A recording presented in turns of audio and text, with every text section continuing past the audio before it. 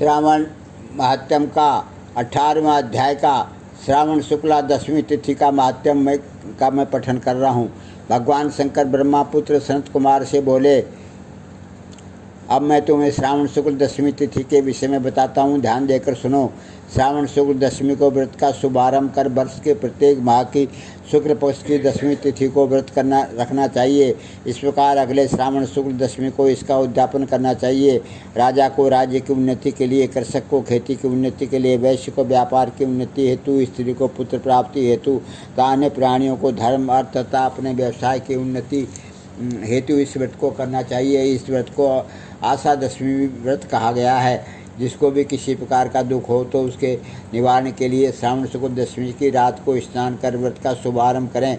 रात को 10 दिशाओं को फूल, पल्लव, चंदन या जौ के आटे द्वारा अपने घर के चौक को अंकित करके वाहन सहित स्त्री चिन्ह द्वारा चिन्हित करके घी से तैयार किया हुआ नैवेद्य देकर अलग अलग दीपक देना चाहिए।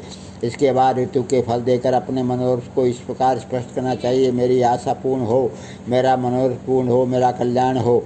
इस प्रकार प्रतिमाह निरंतर व्रत करना चाहिए और ब्राह्मणों को दक्षिणा देनी चाहिए। वर्ष की समाप्ति पर इसका उद्यापन करना चाहिए। सोने चांदी की 10 दिशा रूप देवताओं की प्रतिमा बनवाकर अपने सगे संबंधियों के साथ स्नान आदि करके अपने घर के आंगन में भक्ति भाव से दिशाओं का क्रम से आवाहन, स्थापना तथा पूजा करनी चाहिए। दिशाओं के मंत्र इस प्रकार हैं। इंद्रिय दिशा 10 दिशा रूप देवता सुर तथा असुर नमस्कृत। इस संसार का स्वामी इंद्र आपके पास निवास करता है, आपको नमस्कार करता हूँ। हे आग्नेय, अग्नि देवता के रहने से आप आग्नेय ही कही जाती हैं। आप तेज रूपी पराशक्ति हैं, अतः हे आग्नेय आप मेरे लिए वरदायिनी हों।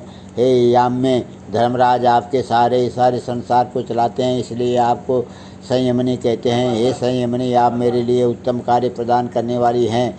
हे आसे, हाथों में खड्ग लिए अत्यंत विकराल रूप मृत्युदेव नैऋत्य स्थान में आपके पास निवास करते हैं, अतः आप नैऋत्य रूपा हैं। आप मेरी आशाओं को पूर्ण करें। हे वारुणी, भुवन के आधार तथा जल जंतु के अधिपति वरुण देव का निवास आप में है। हे वारुणी, आप मेरे और धर्म के कार्य के लिए तत्पर हों।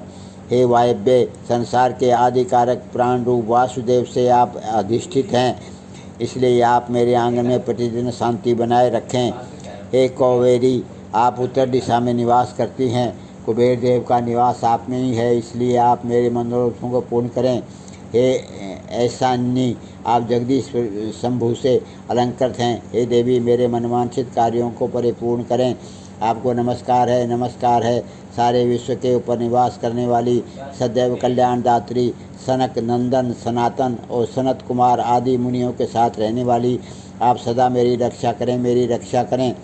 सब नक्षत्र ग्रह तारागण नक्षत्र में माता भूत प्रेत विनायक तथा भक्ति युक्त मन से जिन देवी देवताओं का मैंने पूजन किया है, वे सब मुझे अभिष्ट सिद्धियां देने वाले हों।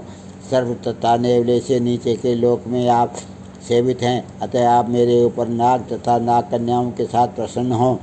उपरोक्त मंत्रों को बोलकर पुष्प धूप आदि द्वारा अर्चना करके अलंकार वस्त्र और फल निवेदन करना चाहिए। रात को जागरण करना चाहिए। प्रातःकाल दोबारा प्रतिमा की पूजा करके उसे ब्राह्मण को दे देना चाहिए। इस विधान द्वारा अर्चनता समाप्त कर प्रणाम करना चाहिए। फिर मित्रों तथा बंधु बांधव से ही भोजन करना चाहिए।